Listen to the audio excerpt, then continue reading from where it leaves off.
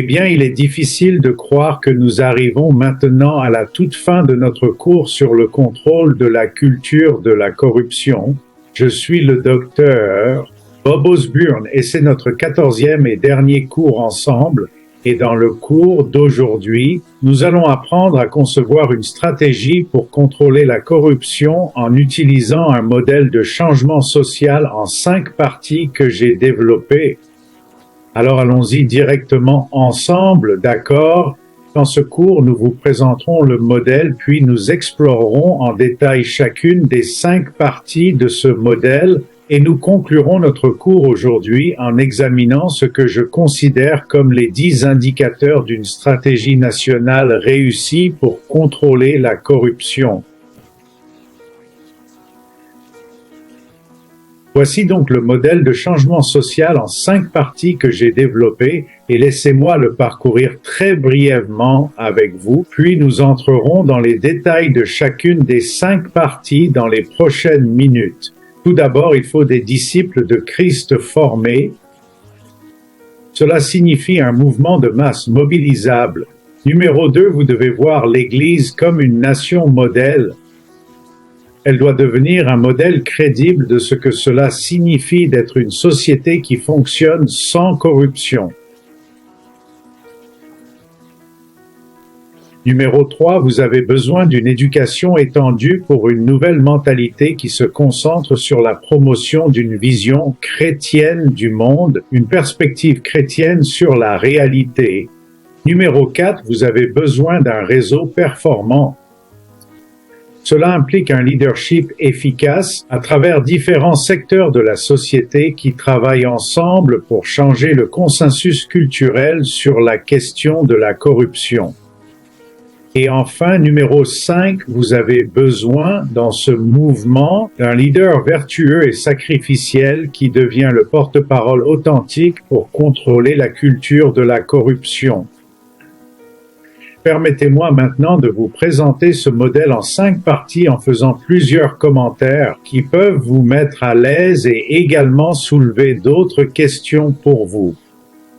Tout d'abord, ce modèle est sans vergogne un modèle de changement social distinctement chrétien.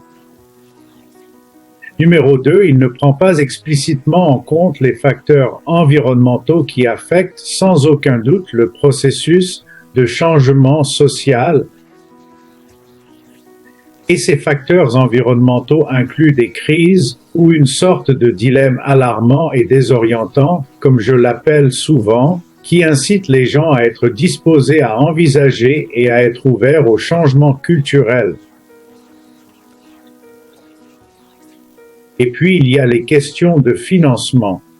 Dans ce modèle, nous ne prenons pas explicitement en compte les questions de financement, mais nous savons d'autres recherches que lorsqu'un financement important est disponible, cela permet souvent de lancer avec succès un mouvement de changement social.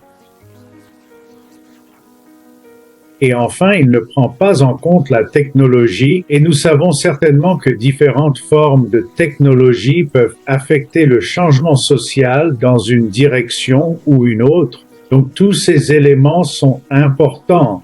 Les facteurs environnementaux, le financement et la technologie, mais nous ne les prenons pas en compte dans ce modèle particulier. Une autre chose que ce modèle ne fait pas, numéro 3, est qu'il ne tient pas explicitement compte de la providence souveraine de Dieu. Dieu a ses plans. Il réalisera ses desseins, mais nous avons néanmoins des responsabilités sous sa providence souveraine pour lui obéir et chercher à engendrer un changement qui honore le Christ et aide nos nations à prospérer.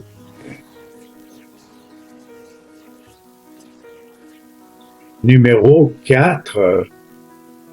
Bien qu'une mise en œuvre complète de ce modèle en 5 parties soit idéale à mon avis, j'encourage également les gens à reconnaître que si vous êtes dans une situation où vous ne pouvez mettre en œuvre que partiellement le modèle, c'est toujours utile et souhaitable.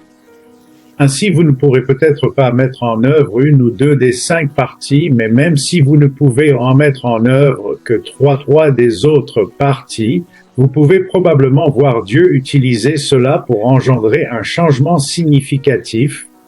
Et puis numéro 5, je veux vous avertir d'un facteur de risque avec ce modèle en 5 parties. Le modèle ne doit pas être utilisé de manière mécaniste. Ce n'est pas quelque chose où vous mettez l'argent dans la boîte et tournez le cadran et tout se passe automatiquement comme si c'était une machine. Ce n'est pas du tout comme ça que ça fonctionne. Donc c'est le genre de travail dans le changement social qui implique du courage, cela implique de la vision.